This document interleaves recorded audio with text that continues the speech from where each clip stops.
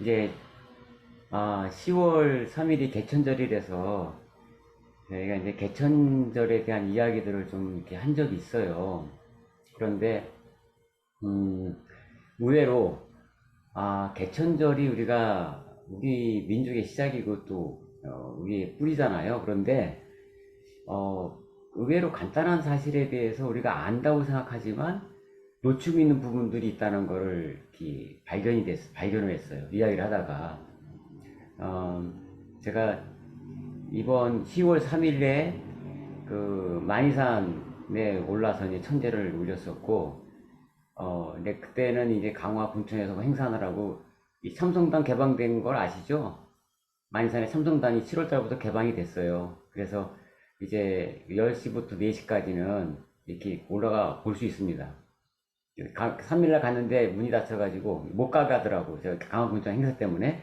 어제 또 우리 퇴직하신 선생님들하고 어제 날짜 잡아가지고 어제 올라갔다 왔습니다. 오늘 선생님들하고 개천 얘기를 하는데 또 기운을 또 잘 받고 왔어요. 그리고 10월 3일부터 시작해가지고 국학원에서 이제 개천 축제 했지 않습니까? 그 개천 축제 하는 기간 동안에 국학원을 이제 3번 갔다 왔어요.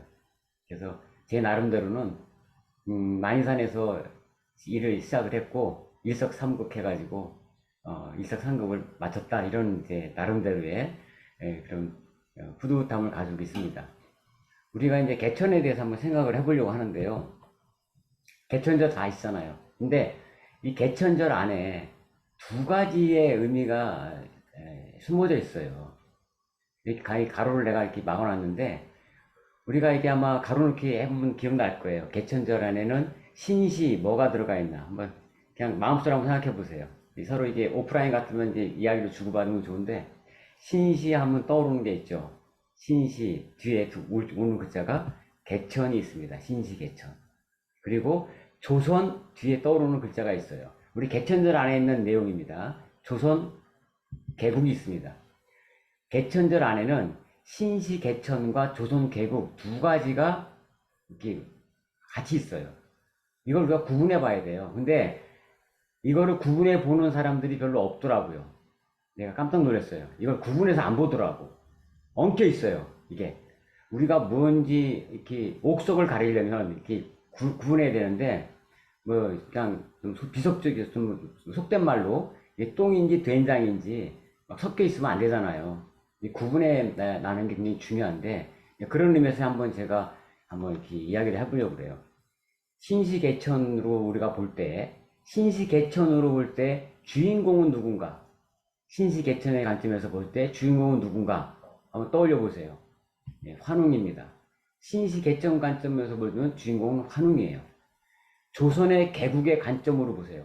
조선의 개국의 관점으로 볼 때 주인공은 누구냐면 당군입니다. 그러니까 분명히 달라요. 이 안에서 우리가 그럼 뿌리의 관점에서 보자고요. 뿌리의 관점에서 우리가 이런 말 해요. 우리가 우리 민족의 뿌리, 그래서 국조 당군 얘기하고 시조 당군 얘기하고 막 이래요. 뿌리 관점에서 보면 이것도 엄밀히 달라요. 뿌리 관점에서 보면은 이 환웅으로 내려온 뿌리 관점에서 보면은 뭐가 되냐면, 어떻게 얘기되냐면 시조입니다. 시조예요. 당군의 관점에서 볼 때, 뿌리 관점에서 볼 때는 국조예요. 그러니까 우리가 시조를 얘기할 때는 환웅을 얘기해야 돼요. 시조는 환웅이에요. 그리고 국조는 당군입니다. 근데 이게 헷갈리니까 시조 당군 이렇게 하는 데가 많아요. 시조 당군 쓰는 데도 있고 국조 당군 쓰는 데도 있고 막 섞였어요. 시조와 국조의 이게 개념이 없어서 그래요. 이거 왜냐하면 혼재되어 있어서 그래요. 그럼 시조는 뭐냐? 시조는 민족의 시작이에요. 민족의 시작이에요. 국조는 뭐냐? 나라의 시작이에요.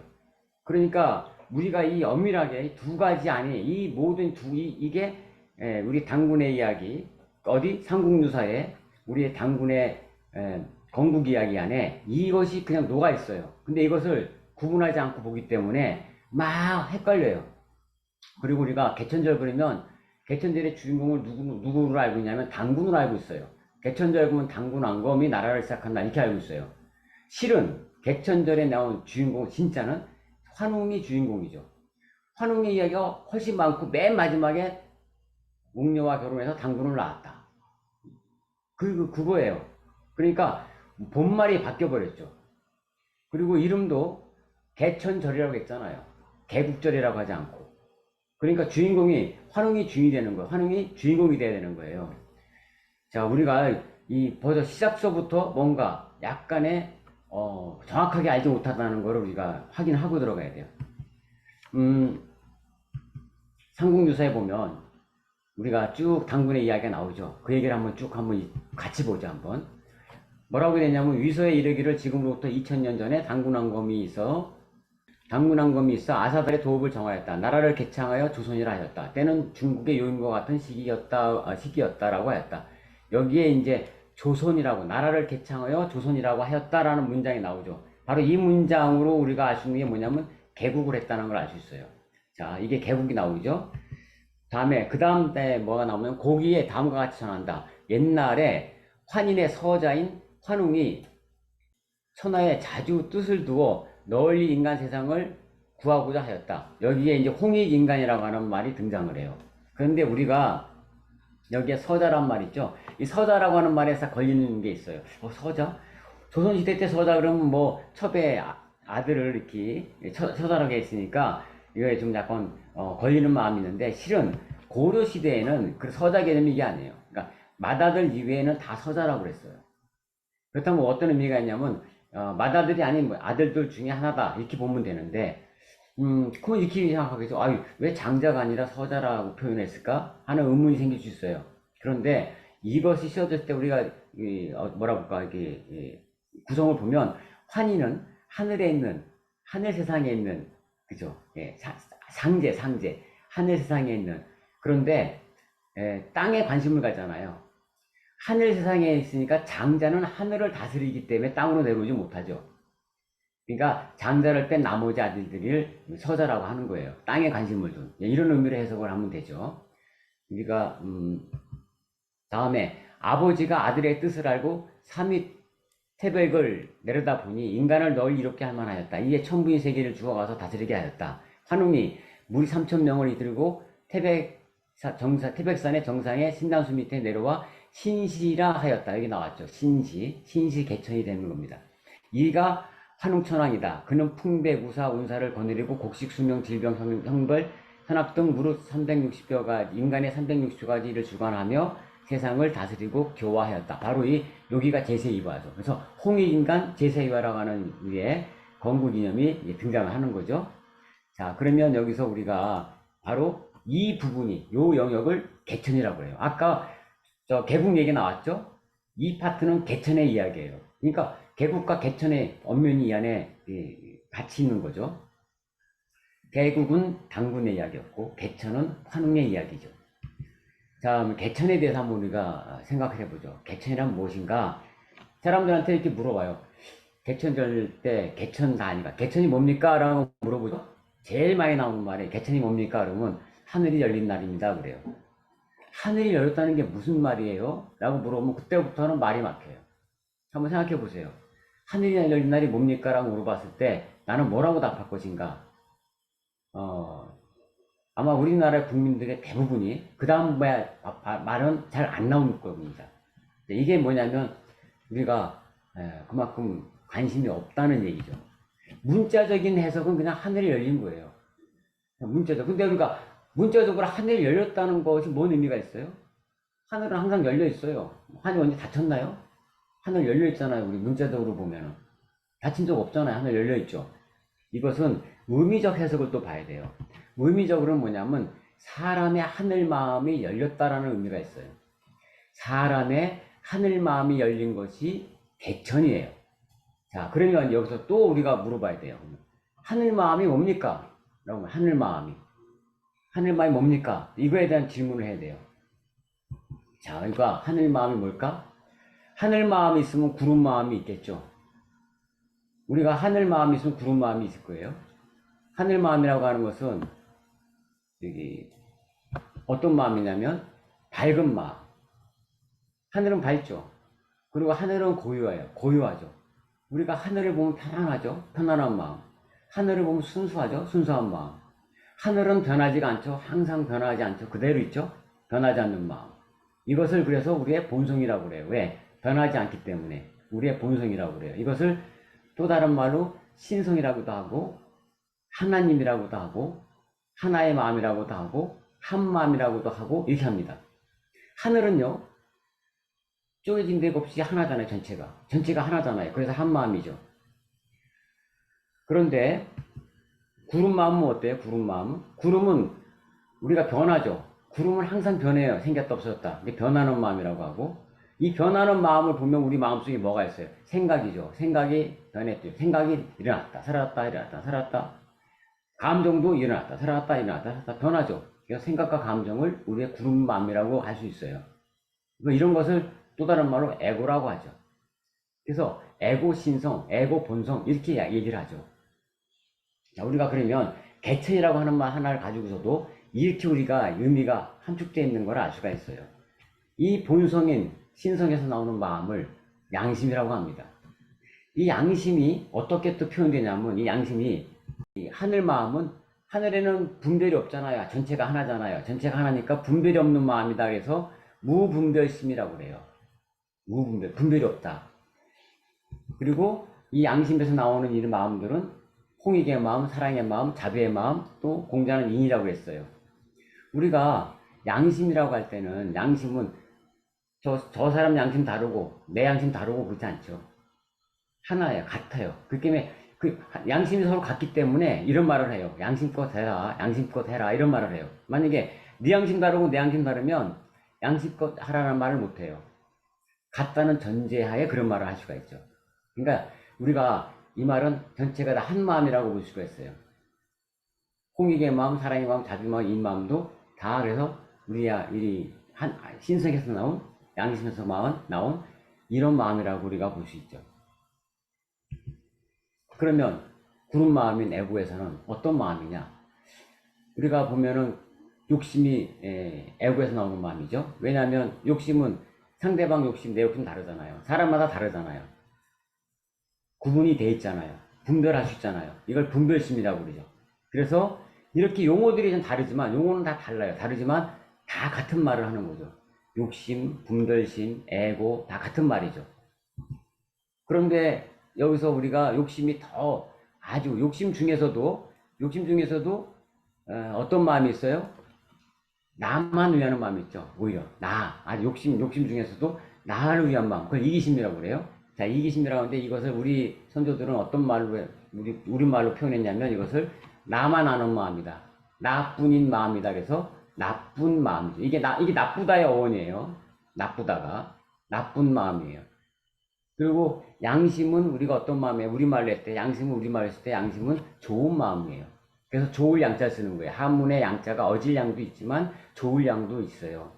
좋은 마음이에요. 그러니까 이게 다 맥이 지금 통하는 마음이에요. 그러니까 결국 하늘 마음에서 양심이 나오고 애고에서 욕심이 나오고 다 이렇게. 그러니까 이것을 우리가 쉽게 보면은 하늘을 구름, 이렇게 하늘 마음, 구름 마음 이렇게 표현할 수도 있죠. 고대에서는 아마 이렇게 했을 거예요. 하늘 보면서 구름 마음, 하늘 마음 이렇게 표현했을 거예요 아마. 그러면 우리 마음에 보세요. 마음이 보면은 이렇게 먹구름이 잔뜩 껴가지고 하늘이 안 보이는 마음이 있을 때도 있을 거예요. 자, 이럴 때가 언제예요? 나만 아는 이기심이 꽉 찼을 때는 먹구름이 꽉 낀 마음이라고 볼 수가 있겠죠. 그리고 약간 먹구름이 흐려지면서 흐린 날씨가 돼 있어요. 하늘은 잘 안 보이죠. 이럴 때가 욕심에 찬 마음이라고 볼 수 있겠죠. 드문드문 하늘이 보이는 마음이 생길 때가 있어요. 구름이 좀 더 거치면 좀 더 하늘이 많이 보이고 좀 더 거치면 좀 더 하늘이 많이 보이고 구름 한 점 없이 하늘만 쫙 있는 그런 마음도 있어요. 우리는 이 마음 속에 살고 있어요. 이 마음 속이.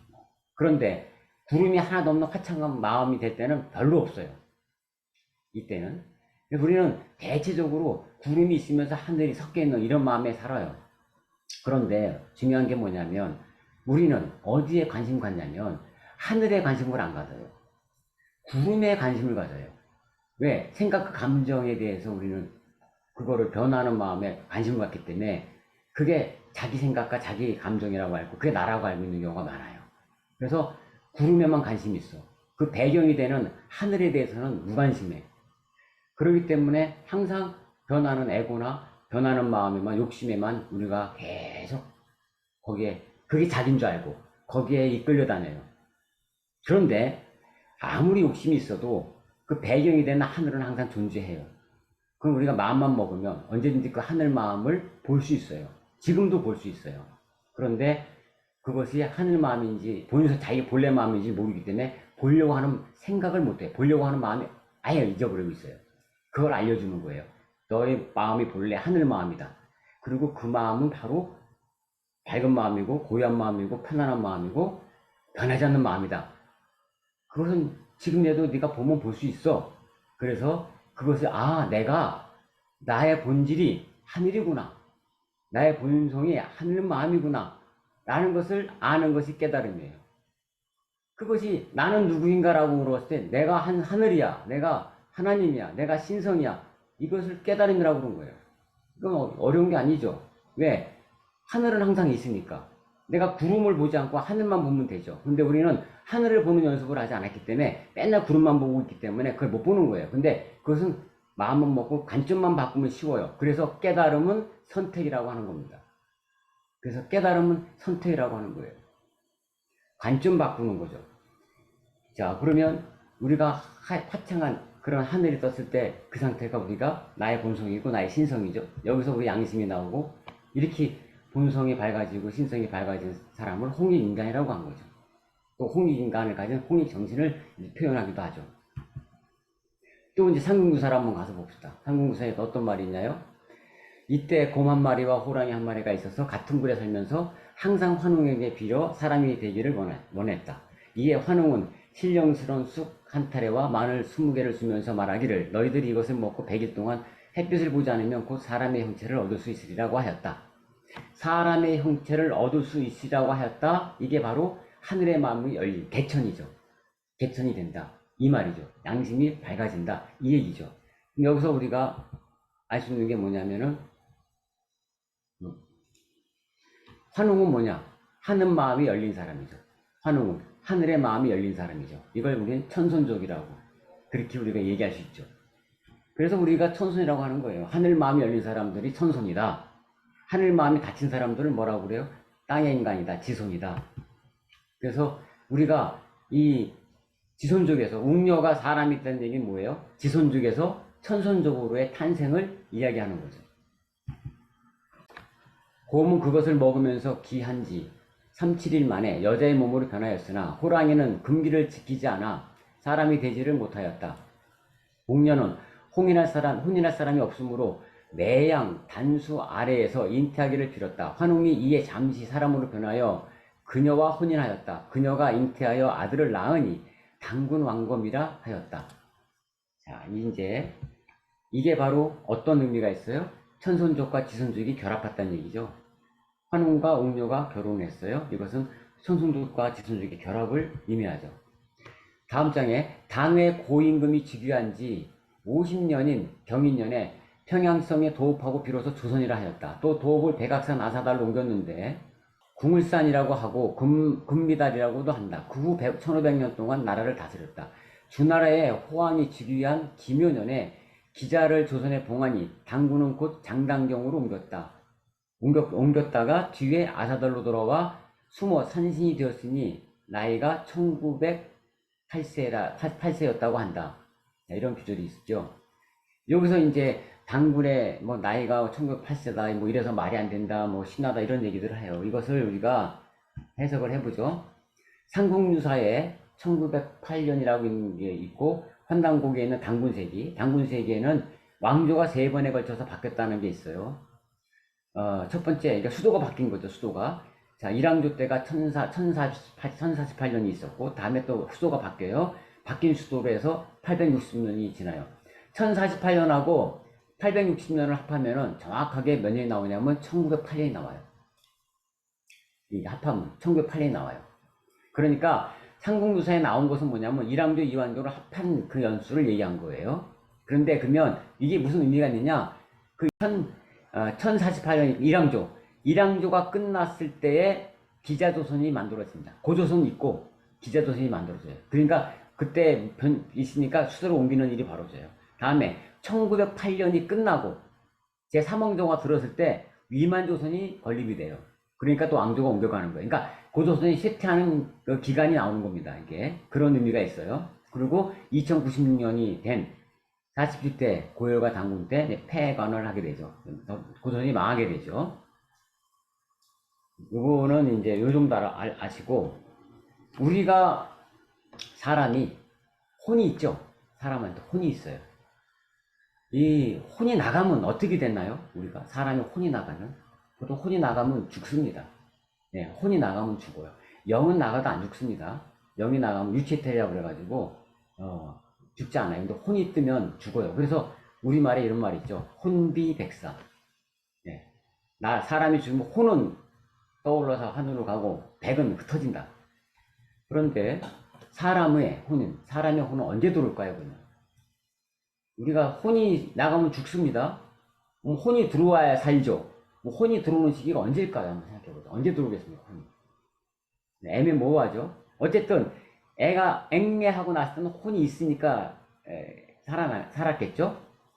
자, 이것을 제가 쭉 찾아봤더니 동의보감에 기록이 돼 있어요. 동의보감에 임신 7달에 혼이 들어온다 이렇게 돼 있어요. 뭐 이거 진짜인지 아닌지는 확인할 수는 없겠지만 그렇게 이제 우리 조상들은 그렇게 생각했던 것 같아요. 임신 7달에 혼이 들어온다고 돼 있어요. 여기서 우리가 한번 볼까요? 신시개천이 있고 우리가 조선의 개국을 얘기했어요. 자, 신시개천이라고 하는 것은 우리 민족의 시작이라고 얘기했죠. 우리 민족의 시작이죠. 그러면 우리가 이 혼 개념을 누워보세요. 민족이 시작됐다. 그럼 뭐가요? 민족혼이 만들어졌다고 볼 수 있죠. 혼이 있어야지 되는 거니까요. 민족이 하나의 민족이 몸이라면 거기에 따른 정신은 혼이잖아요. 그러니까 민족혼이 시작된 거죠. 그러니까 신시개천은 민족혼의 시작이라고 볼 수가 있어요. 민족의 시작이자 민족혼의 시작이라고 볼 수가 있어요. 그러면 조선의 개국은 뭐죠? 나라의 시작이죠. 그럼 나라의 시작은 뭐죠? 국혼이 탄생된 시점이죠. 그러니까 여기서 우리가 알 수 있는 건 뭐냐면 개천과 개국을 얘기하면서 민족과 나라를 알 수 있고, 민족과 나라를 얘기하면서 민족혼과 국혼을 우리가 알 수가 있는 거예요. 우리의 민족혼과 우리의 국혼은 같죠. 민족혼과 국혼은 우리가 같아요. 지금 봤듯이 어떤 거죠? 민족혼과 국혼이 같다는 것은 홍익인간의 정신이 민족혼과 국혼이죠. 자, 이것이 우리가 지금 개천에 상공구사에 나와 있는 그걸 풀어보면 나오는 이야기들이죠. 우리가 그럼 나라는 언제 혼이 생기는가? 우리가 나라는 사람은 태어나기 임신돼서 7달 때 생긴다고 하는데 나라는 언제 혼이 생기는가? 나라가 생기기 전에 혼이 있어야 생길 거 아니에요. 그죠? 만약 그런 이치라면 어쨌든 나라가 개국되기 전에는 혼이 있어야 될 겁니다. 국혼이 있어야 될 거예요. 이것을 이제 국혼이라고 한다면 이 국혼은 우리의 홍익정신이죠. 홍익인간 정신이죠. 자, 우리 당군조선이 만들어지기 전에 우리의 국혼이 있었고, 국혼이 개국되면서 국혼이 이제 시작이 됐겠죠. 자, 그러면 국혼이 사라지면 어떻게 되겠습니까? 사람의 혼이 사라지면 죽죠. 그러면 국혼이 사라지면 나라가 망하게 되겠죠. 같은 이치라고 보는 거예요. 그러면 우리의 민족혼이 사라지면 어떻게 되겠습니까? 민족혼이 사라지면 민족이 망하겠죠. 우리가 여기서 이제 우리가 볼 수 있는 게 유태인을 보세요. 유태인은 국혼이 사라졌기 때문에 나라가 망했어요. 2000년 동안. 근데 민족혼이 살았어요. 민족혼이 살아가지고 언제? 1948년 그때 다시 이스라엘을 건국했잖아요. 우리는 어땠습니까? 우리는 국혼과 민족혼이 다 있었어요. 그런데 국혼이 약해졌기 때문에 계속 나라 이름은 바뀌었죠. 바뀌었지만 우리가 때로는 불교를 중심으로 삼을 때도 있었고 유교가 중심이 될 때도 있었고 바뀌었죠. 하지만 그 불교의 밑바탕에 국혼이 있었어요. 선도가 있었어요. 그리고 유교의 밑바탕에 우리의 국혼이 있었어요. 거기에 또 우리의 홍익인간 정신이 살아있었어요. 역사를 쭉 보면은 그게 살아있어요. 그런데 그것이 완전히 말살된 적이 있죠. 국혼이 완전히 말살된 적이 있어요. 언제요? 일제 시대 때, 일제 강점기 때는 국혼이 완전히 끊어졌어요. 그러니까 나라가 망한 거예요. 그런데 민족혼이 살아있었어요. 민족혼이 살아있었으니까 다시 36년 만에 어떻게 해요? 다시 나라가 만들어졌죠. 그런데 우리가 나라는 만들어졌어요. 나라는 만들어졌는데 과연 국호는 씨앗은 만들어졌지만 국호는 어때요? 국호는 완전히 사라졌다가 다시 국호는 생겼기 때문에 너무나 약합니다. 국호는 너무나 약해요. 지금 국호는 약하다는 건 우리가 알 수 있죠. 나라의 정치 상황만 봐도 우리가 알 수 있죠. 이념을 가지고 싸우잖아요. 잘 보세요. 지금 국익보다 이념이 앞서고 있죠. 종교보다 그러니까 우리 애국심보다 종교가 앞서고 있죠. 애국심보다 이념이 앞서고 있죠. 애국심보다 정당의 이익이 앞서고 있어요. 이것은 국혼이 사라졌기 때문에, 국혼이 약하기 때문에 생긴 일이죠. 국혼이 만약에 강하면 어떤 일이 벌어지냐? 국혼이 강하면요, 나라의 애국심이 종교보다 앞에 있고, 그 다음에 애국심이 이념보다 앞에 있고, 애국심이 정당의 이익보다 앞에 있어요. 자, 유대인이요. 지금 이스라엘 보세요. 자, 이스라엘 지금 국혼 부활됐어요. 지금 전쟁 났잖아요. 지금 각 나라에 있는, 미국에 있는 뭐 어디에 있는 이스라엘 유대인들이 다 비행기 타고 지금 들어가고 있어요. 자기 나라 구한다고. 그러니 뉴스에 나오지 않습니까? 찾아보면. 다 가요. 뭐가 있어요? 애국심이 활동하니까 나가죠. 우리도 그런 국혼이 강했던 사람들의 이야기가 있죠. 서산대사, 불교의 종교 이념보다도 애국심이 강했기 때문에 승병을 조직해서 임진왜란에 참전해서 살인을 했잖아요. 사람을 죽이는 거 한 거 아니겠어요? 그 종교적 규율에 어긋나는 안중근 의사, 천주교 신자인데 살인을 한 거 아닙니까? 이토시로미를 저격했잖아요. 그 저격한 것 때문에 그 평신도에서 교적에서 박탈당하고, 그 박탈당한 교적이 84년이 지난 1993년에 비로소 복원이 됐어요. 그러니까 종교보다도 훨씬 더 애국심이 앞서있던 그분들은 국혼이 살아있던 분들이죠. 우리가 왜 국혼이 중요한가는, 우리가 좌익, 우익 얘기하죠. 이 좌익, 우익이라는 것은 왼쪽 날개, 오른쪽 날개예요. 새 비유해서 얘기하는 거죠. 왼쪽 날개를 진보라고 하고 오른쪽 날개를 보수라고 해요. 양날개 중요합니다. 날개가 잘 있어야죠. 한쪽 날개가 짧으면 잘 못 날아요. 균형을 잘 맞춰야 돼요. 그런데 우리가 놓치기 쉬운 게 있어요. 좌익과 우익 얘기만 잘하고 좌익과 우익에 날개가 균형 맞추는 얘기만 하는데 몸통에 있는 척추뼈 얘기는 안 해요.